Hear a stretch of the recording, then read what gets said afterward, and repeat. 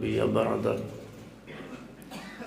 اما بعد فاعوذ باللہ من الشیطان الرجیم بسم اللہ الرحمن الرحیم وَإِنَّهُ لَعِلْمٌ لِلسَّاعَةِ صدق اللہ العظیم۔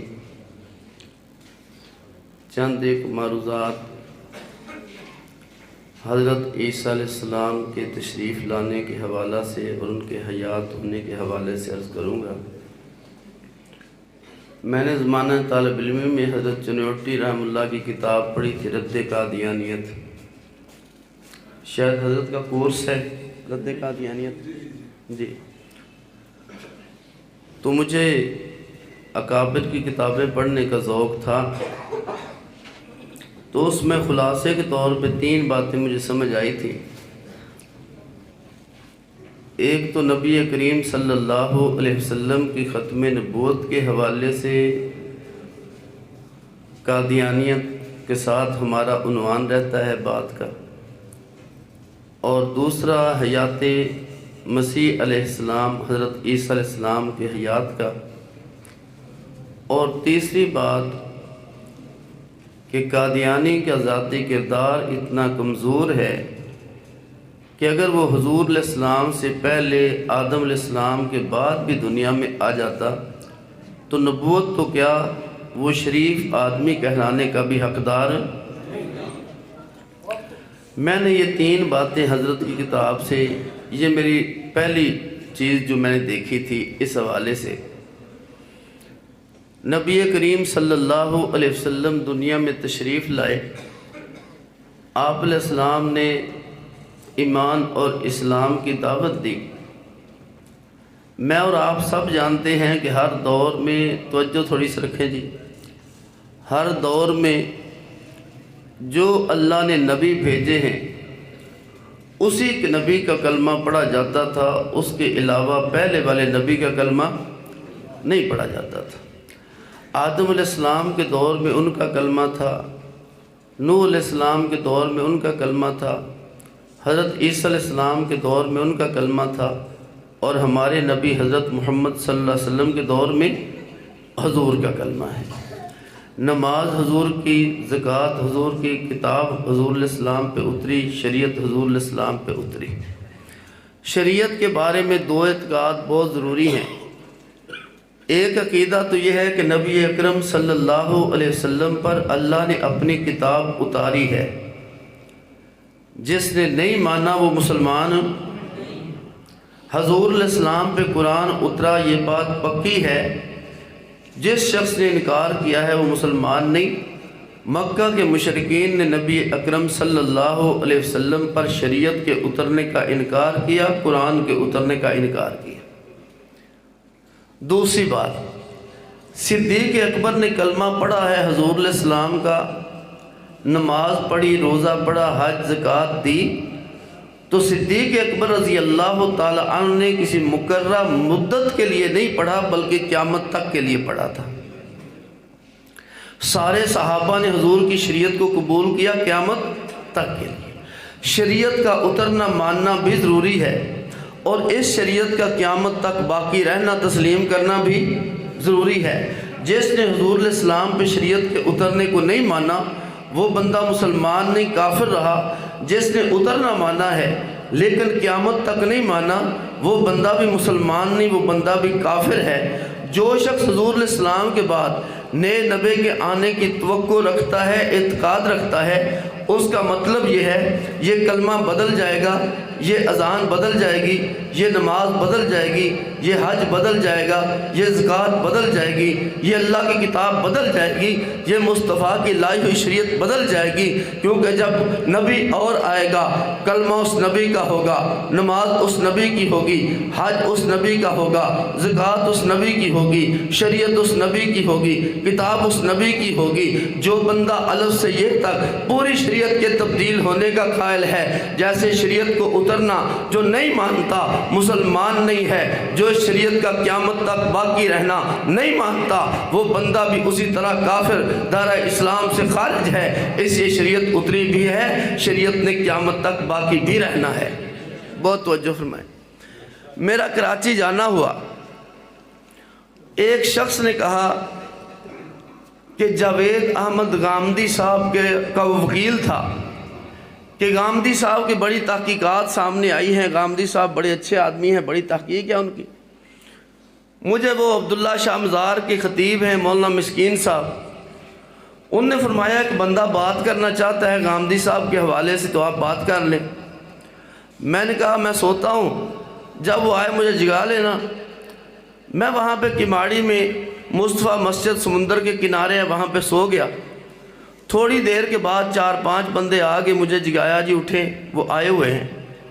میں نے بات شروع کی، میں نے کہا ہاں جی، کہتے ہیں آپ شروع کریں۔ میں نے کہا یہ آپ کریں، کہتے ہیں نہیں آپ کریں۔ میں نے کہا ٹھیک ہے۔ میں نے کہا جاوید احمد گامدی نے ایک بات کہی ہے، جاوید احمد گامدی کہتا ہے کہ نبی کریم صلی اللہ علیہ وسلم کو جو آخری نبی نہ مانے اس کو میں کافر نہیں کہتا۔ جاوید احمد گامدی کہتا ہے جو حضور علیہ السلام کو آخری نبی نہ مانے میں اسے کافر نہیں کہتا۔ اس کا مقتدی، اس کا معتقد کہنے لگا مولانا اس کے پاس کوئی دلیل ہوگی، ایسے تو بات نہیں کرتا نا۔ میں نے کہا اس بندے کو مخاطب کر کے کہا، میں نے کہا آپ نے دل خوش کر دیا ہے، اگر آپ اس کے وارث نہ بنتے مجھے بات کرنا شاید مشکل ہو جاتی۔ آپ بتائیں اس کے پاس دلیل کیا ہے؟ کہتا ہے شاید کوئی ہو۔ میں نے کہا بہت توجہ، ہر مسلمان ادنا سے اعلیٰ تک گناہ گار ہے ہو یا نیک ہو، اس بات کا اعتقاد رکھتا ہے جس نبی کا دور آتا ہے کلمہ اسی نبی کا ہوتا ہے، جس نبی کا دور آتا ہے نماز اسی نبی کی ہوتی ہے، جس نبی کا دور آتا ہے درود اس نبی پہ ہوتا ہے، جس نبی کا دور آتا ہے شریعت اس نبی کی آتی ہے۔ ختم نبوت کا مطلب آسان لفظوں میں یوں سمجھو، یہ کلمہ قیامت تک رہے گا، یہ قرآن قیامت تک رہے گا، یہ نماز قیامت تک رہے گی، یہ حج قیامت تک رہے گا، یہ زکوٰۃ قیامت تک رہے گی، یہ مصطفیٰ کی شریعت قیامت تک رہے گی۔ جو حضور کی ختم نبوت کا انکار کر کے کہتا ہے کلمہ بدل جائے گا، نماز بدل جائے گی، قرآن بدل جائے گا، زکوٰۃ بدل جائے گی، حج بدل جائے گا، جو یہ اعتقاد رکھتا ہے جاوید احمد گامدی کہتا ہے میں اسے کافر نہیں کہتا۔ میں نے کہا کلمے سے لے کے قرآن تک کوئی انکار کر دے، گامدی کہتا ہے میں کافر نہیں کہتا۔ میں پوچھتا ہوں گامدی صاحب تمہارا اسلام کیسا ہے جو پورا بھی چھوڑ دیا جائے پھر بھی بندہ کافر نہیں ہوتا؟ آپ کا اسلام کس طرح کا ہے جب پوری شریعت بدل جائے پھر بھی بندہ کافر نہیں ہوتا؟ مجھے اس کا معتقد کہنے لگا، کہتا ہے مولانا صاحب ممکن ہے نبی تو آئے لیکن بدلے کوئی چیز نہ۔ اتفاقاً میں یوں ہی بیٹھا تھا، میں نے کہا پھر اونا چھڑکنا لینڈ سو جب کوئی چیز بدلنی نہیں، میں کہا جب کوئی چیز بدلنی نہیں تو وہ آئے گا کیا لینے؟ جب کلمہ وہ نہیں بدلے گا آئے گا کیا کرنے؟ جب قرآن نہیں بدلتا آئے گا کیا لینے؟ جب اذان نہیں بدلتا آئے گا کیا لینے؟ روزہ حج زکوٰۃ نہیں بدلتا آئے گا کیا لینے؟ میں نے کہا اس نے آنا کیا لینے ہیں؟ خیر اس کی نسب ملتا تھا، اس کی زبان سے ایک آخری بات نکلی، کہتا ہے غلام احمد قادیانی آیا، اس نے کوئی چیز نہیں بدلی۔ میں نے کہا پاگل انسان، تجھے اتنا ہی پتا تو نے قادیانی کو نبی مان لیا ہے، وہ نبی ہوتا تو بات تو پھر ہوتی نا، تو نے قادیانی کو نبی مانا۔ میں نے کہا دوسری بات سمجھو، غلام احمد قادیانی تو کہتا ہے جو تم کلمہ پڑھتے ہو محمد رسول اللہ کہتے ہو، یہ محمد میں ہوں، ما محمد الا رسول تم پڑھتے ہو، یہ محمد میں ہوں، جتنی جگہوں پہ نام محمد آتا ہے وہ کہتا ہے میں اس کا مصداق ہوں۔ اس نے کلمے سے لے کے مکمل شریعت کو تبدیل مانا ہے، تو کہتا ہے اس نے بدلی کوئی چیز نہیں، اس نے تو مکمل شریعت کو اپنے کھاتے میں ڈالا۔ خیر میں عرض کر رہا تھا پہلی بات تو ختم نبوت کی ہے، ختم نبوت ہے مکمل شریعت کا دفاع ہے۔ اگر ختم نبوت نہیں ہے شریعت کا کوئی جز باقی نہیں بچتا۔ اس لیے لوگ یہ نہ سمجھے ہم ختم نبوت کی آواز لگاتے ہیں، سارے علماء چیختے ہیں، اس بات پہ اکٹھے ہو جاتے ہیں، کوئی عام سا مسئلہ ہے جس پہ سب شور مچا دیتے ہیں عام مسئلہ نہیں، میرے مصطفیٰ کی شریعت کا ایک جز بھی نہیں بچتا۔ اگر ختم نبوت نہ بچے تو ختم نبوت ہے تو مکمل شریعت باقی ہے، ختم نبوت نہیں ہے تو شریعت کا ایک جز بھی باقی نہیں ہے۔ دوسری بات جو میں نے عرض کرنی تھی، حضرت عیسیٰ علیہ السلام کی حیات ہے۔ حضرت عیسیٰ بن مریم اس دنیا میں تشریف لائے، اللہ تبارک و تعالیٰ نے ایک خاص مدت کے بعد جب یہودی ان کو شہید کرنا چاہتے تھے، اللہ تبارک و تعالیٰ نے ان کو زندہ آسمانوں پہ اٹھایا، اور قرآن کریم میں بہت ساری آیات مبارکہ میں اس بات کا ذکر ملتا ہے۔ میں نے ایک آیت مبارکہ تھوڑا سا اس کا حصہ پڑھا۔ قرآن کہتا ہے وَإِنَّهُ لَعِلْمٌ لِلسَّاعَةِ، حضرت عیسیٰ علیہ السلام کا تشریف لانا یہ قیامت کا علم ہے، اس علم میں شک نہ کرو۔ واقعی حضرت عیسیٰ بن مریم نے قیامت کے قریب تشریف لانا ہے۔ حضرت عبداللہ بن عباس فرماتے ہیں اِنَّهُ لَعِلْمٌ لِلسَّاعَةِ، حضرت عیسیٰ علیہ السلام کا تشریف لانا یہ قیامت کا علم ہے، یہ قیامت کا علم ہے۔ قیامت کے قریب حضرت عیسیٰ بن مریم دنیا میں تشریف لائیں گے۔ قرآن کریم نے اور جگہ کہا وَإِن مِّنْ أَهْلِ الْكِتَابِ إِلَّا لَيُؤْمِنَنَّ بِهِ قَبْلَ مَوْتِهِ، ہر اہل کتاب حضرت عیسیٰ علیہ السلام کی وفات سے پہلے حضرت عیسیٰ علیہ السلام پر ضرور ایمان لائے گا۔ ہر اہل کتاب حضرت عیسیٰ علیہ السلام پر ایمان لائے گا ان کی وفات سے پہلے۔ اس کے ساتھ بھی تمام مفسرین نے حضرت عیسیٰ بن مریم کا ذکر کیا ہے۔ نبی کریم صلی اللہ علیہ وسلم کا ارشاد بخاری شریف میں 490 صفحے پر موجود ہے۔ راوی حضرت ابو ہریرہ رضی اللہ تعالی عنہ فرماتے ہیں نبی اکرم صلی اللہ علیہ وسلم نے ارشاد فرمایا قسم اس ذات کی جس کے قبضے میں محمد صلی اللہ علیہ وسلم کی جان ہے، تم میں ان قریب عیسیٰ بن مریم آئیں گے، امام بن کے آئیں گے، حاکم بن کے آئیں گے، عادل ہوں گے، صلیب کو توڑ دیں گے، خنزیر کو قتل کر دیں گے، جزیہ کو ساقط کر دیں گے۔ اگر چاہو تو قرآن کی یہ آیت پڑھو وَإِن مِّنْ أَهْلِ الْكِتَابِ إِلَّا لَيُؤْمِنَنَّ بِهِ قَبْلَ مَوْتِهِ، ہر اہل کتاب عیسیٰ بن مریم کی وفات سے پہلے ان پر ضرور ایمان لائے گا۔ نبی کریم صلی اللہ علیہ وسلم کی حدیث مبارکہ موجود ہے، اللہ کا قرآن موجود ہے۔ حضرت عیسیٰ بن مریم کے بارے میں قرآن اعلان کر کے کہتا ہے وَمَا قَتَلُوهُ وَمَا صَلَبُوهُ وَلَكِنْ شُبِّهَ لَهُمْ، ان کو قتل بھی نہ کر سکے، ان کو سولی بھی نہ چڑھا سکے، ان پہ معاملہ مشتبہ ہو گیا۔ قرآن کہتا ہے وَمَا قَتَلُوهُ يَقِينًا بَلْ رَفَعَهُ اللَّهُ إِلَيْهِ، وہ ان کو یقیناً شہید نہ کر سکے، بلکہ اللہ تبارک و تعالیٰ نے حضرت عیسیٰ بن مریم کو آسمانوں پہ اٹھا لیا۔ قرآن کریم سے ان کا اٹھانا بھی ثابت ہے، قرآن کریم سے ان کا اترنا بھی ثابت ہے۔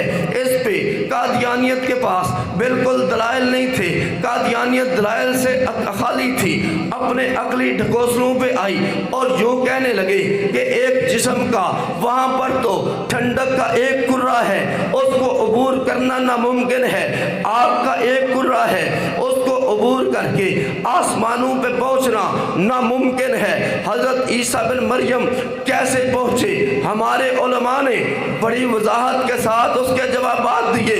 فرمایا بتاؤ حضرت آدم علیہ السلام جس راستے سے اتر کر آئے تھے، حضرت عیسیٰ بن مریم اسی راستے سے اوپر گئے ہیں۔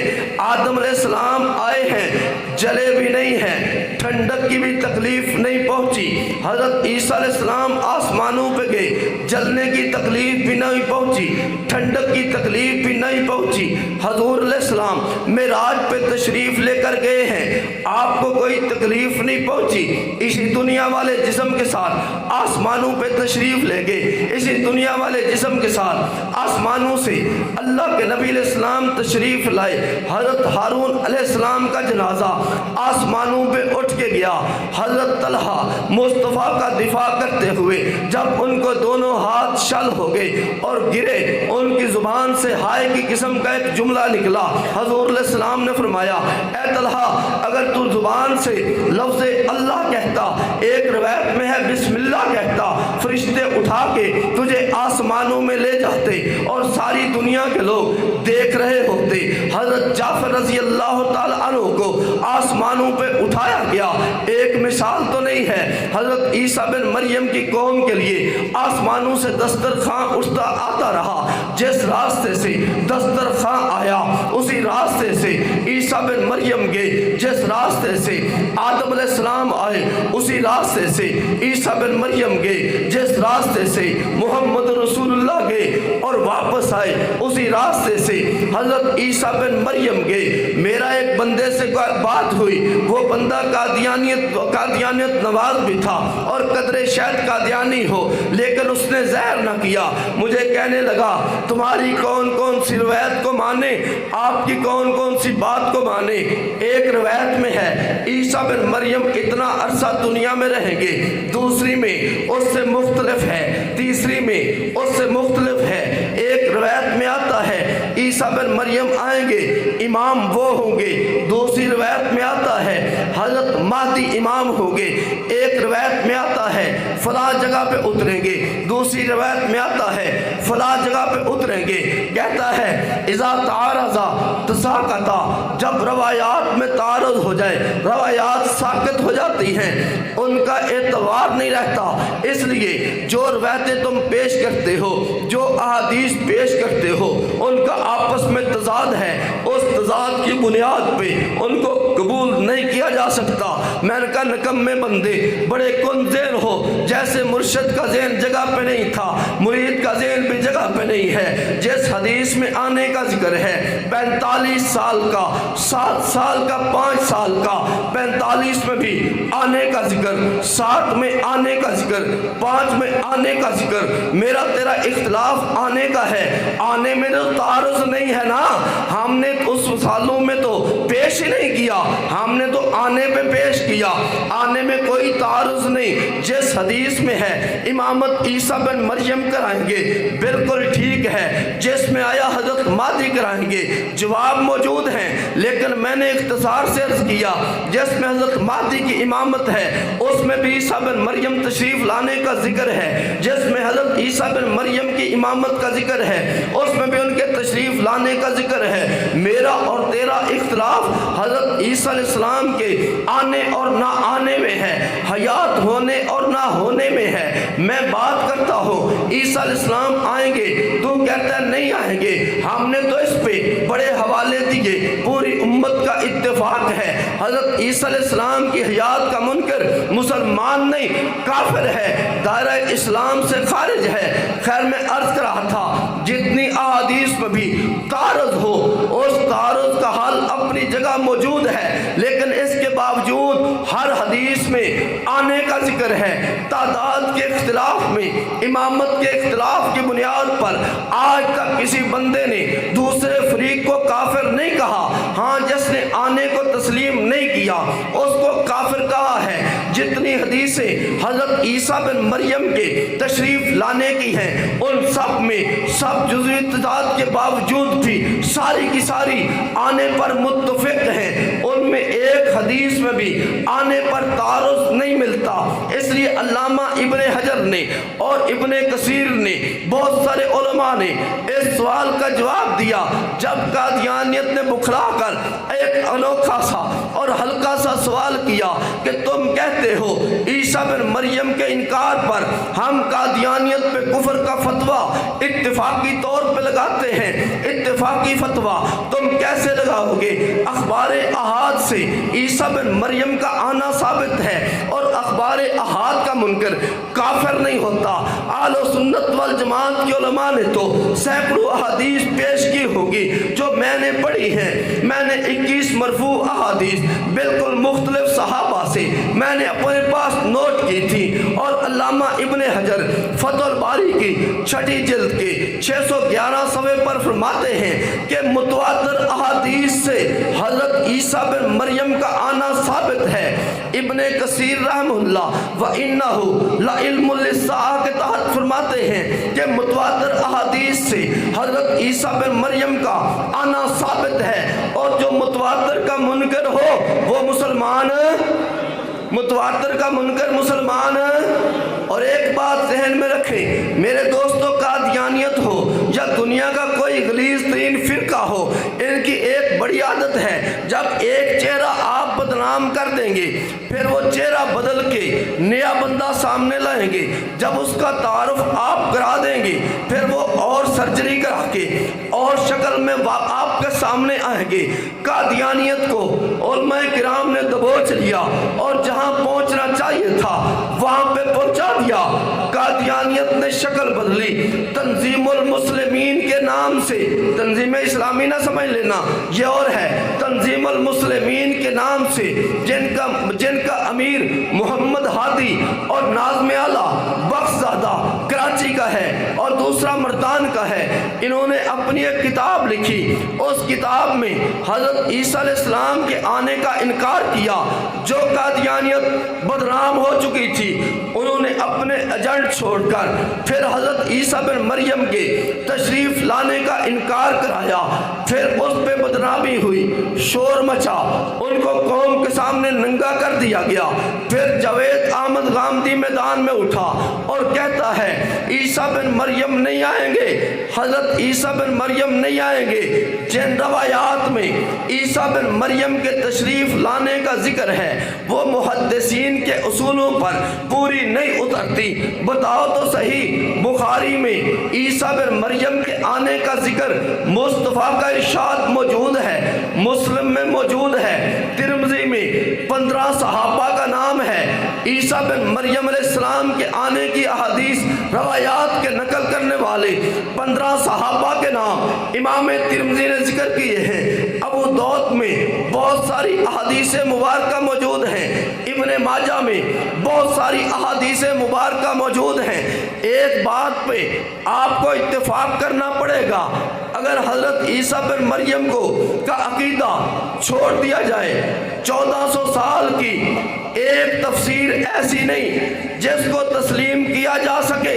جو لوگ عیسیٰ بن مریم علیہ السلام کے آنے کا انکار کرنے والے ہیں وہ آپ کی بخاری کا بھی انکار کرتا ہے، چاہے نام اسلام کا لیتا ہو، آپ کی مسلم کا انکار کرتا ہے، آپ کے نسائی کا انکار کرتا ہے، ابن ماجہ کا انکار کرتا ہے، مشکات کا انکار کرتا ہے۔ رب کعبہ کی قسم کھا کے کہتا ہو ہمیں ان باطل والوں سے جاوید غامدی ہو، غلام احمد قادیانی ہو یا علی مرزا ہو یا تنظیم المسلمین ہو، یہ آپ کے کسی ایک عقیدے کے دشمن نہیں، یہ مکمل شریعت کے دشمن ہیں، یہ ایک کے دشمن نہیں، مکمل شریعت کے دشمن ہیں۔ تیرا اعتماد سیاستہ سے اٹھانا چاہتا ہے، تیرا اعتماد 1400 سال کے فقہا سے اٹھانا چاہتا ہے، تیرا اعتماد آج کے 100% علماء سے اٹھانا چاہتا ہے۔ بتا تو کلمہ پڑھے گا کہاں سے راوی لائے گا جو حیات عیسیٰ کا منکر ہو؟ تو قرآن پڑھے گا راوی کہاں سے لائے گا جو حیات عیسیٰ کا منکر ہو؟ تو نماز پڑھتا ہے راوی کہاں سے لائے گا؟ تو حج کرتا ہے راوی کہاں سے لائے گا؟ جب تو نماز پڑھتا ہے حدیث کی کتابیں دیکھ کے، قرآن سمجھتا ہے، تفاسیر دیکھ کے، پھر سمجھ جا جس کا عقیدہ تمام مفسرین کے خلاف ہے، جس کا عقیدہ تمام محدثین کے خلاف ہے، رب کعبے کی قسم مسلمان نہیں ہے، کسی اور کا ایجنٹ ہے، کسی اور کا۔ دو چار باتیں بہت توجہ فرمائیں۔ جاوید احمد غامدی نے 4 کتابیں ہیں اس کی بنیادی، اپنی کتاب میزان میں لکھتا ہے عیسیٰ بن مریم نہیں آئیں گے، بہت توجہ۔ ادھر جاوید احمد غامدی کہتا ہے جو ختم نبوت کو نہ مانے میں اسے کافر نہیں کہتا۔ تیسری بات، جاوید احمد غامدی کہتا ہے کہ مرزا ایک صوفی آدمی تھا، اس نے نبوت کا دعویٰ نہیں کیا۔ مرزا کہتا ہے میں نے نبوت کا دعویٰ کیا ہے، جاوید غامدی کہتے ہیں اس نے نبوت کا دعویٰ۔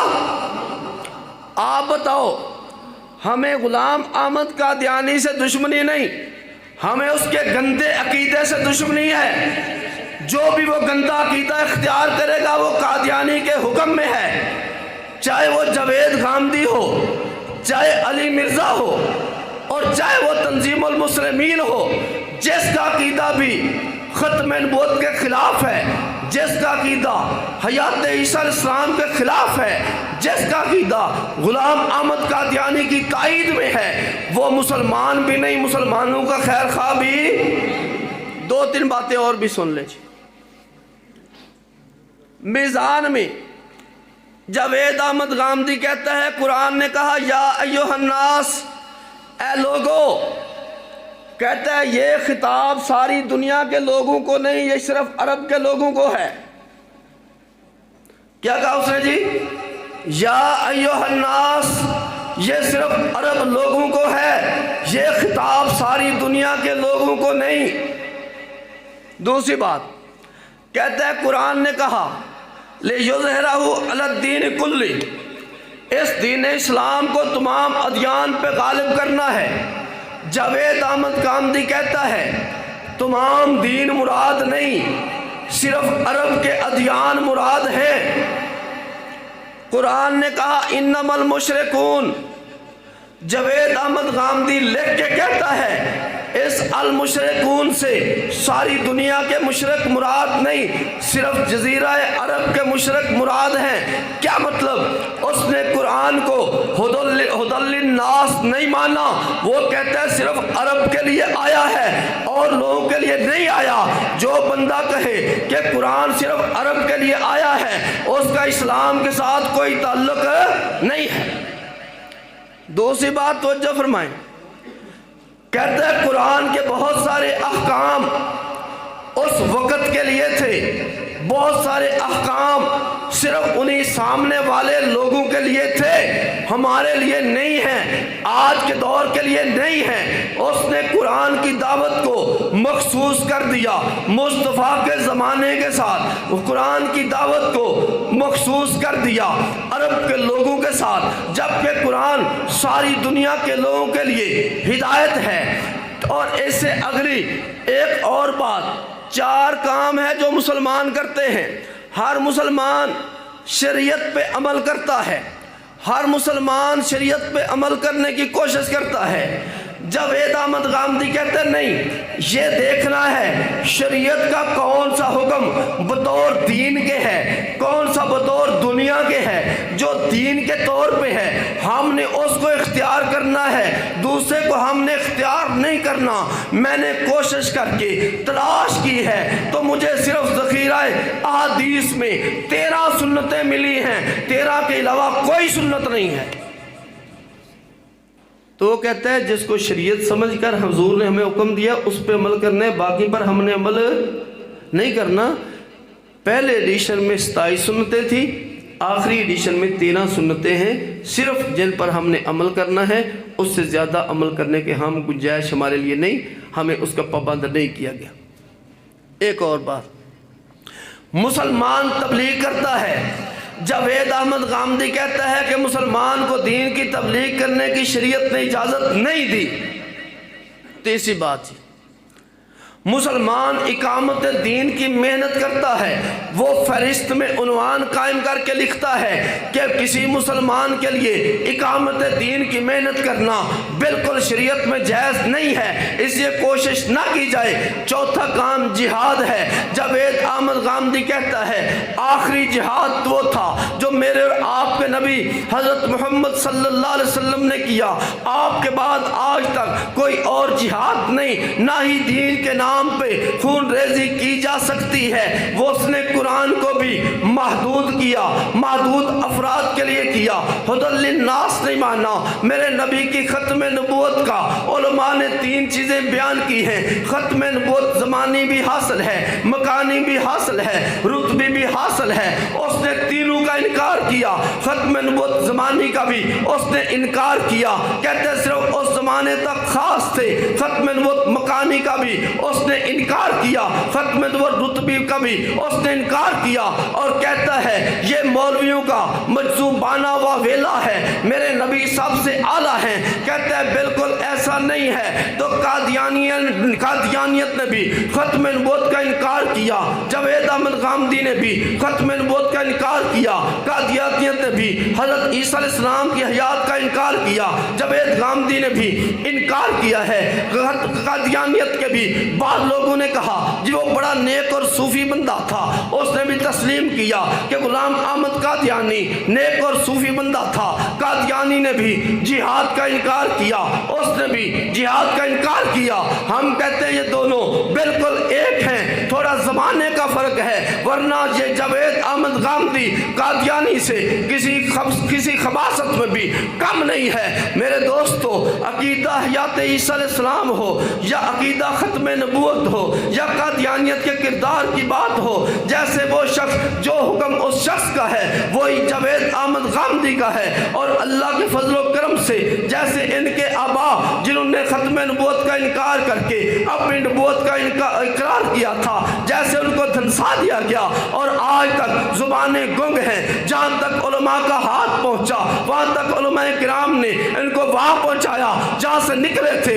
اللہ کے فضل سے قیامت تک کوئی بھی ختم نبوت پہ حملہ کرے گا، مسلمان کا ہر بچہ اس کے دفاع کے لیے، اس کے تحفظ کے لیے اللہ کے فضل و کرم سے تیار ہیں، جان کے اعتبار سے، مال کے اعتبار سے، وقت کے اعتبار سے، قربانی کے اعتبار سے۔ ختم نبوت مکمل شریعت کا دفاع ہے، ختم نبوت نہیں تشکیل شریعت کا ایک جز بھی باقی نہیں بچتا۔ آخر میں ایک بات عرض کر دوں، ایک جگہ میری تدریسی کام تھی، تدریسی خدمت میرے ذمہ تھی، میرے ساتھ ایک مولانا صاحب تھے، میں نے کہا یار ہمارے گلے تو اور مصیبتیں بہت لگی ہوئی ہیں، آپ ختم نبوت کا کام کریں، یہاں پہ بہت کام کی ضرورت ہے۔ انہوں نے کہا یار میں مدرس بندہ ہوں، میں اتنا کام نہیں کر سکتا۔ میں نے کہا چلو بسم اللہ کر کے مطالعہ شروع کرو، اس کے انوارات بہت زیادہ ہیں۔ میں نے بات ختم ہو گئی، 2-4 دن بعد پھر اکٹھے دسترخوان پہ بیٹھے تھے، میں نے کہا مولوی صاحب مطالعہ کیا ہے؟ چپ کر گئے۔ ایک ہفتہ پھر گزرا، میں نے کہا مولوی صاحب ختم نبوت کا مطالعہ کیا ہے؟ وہ کہنے لگا مولانا صاحب چپ تو میں کر گیا تھا،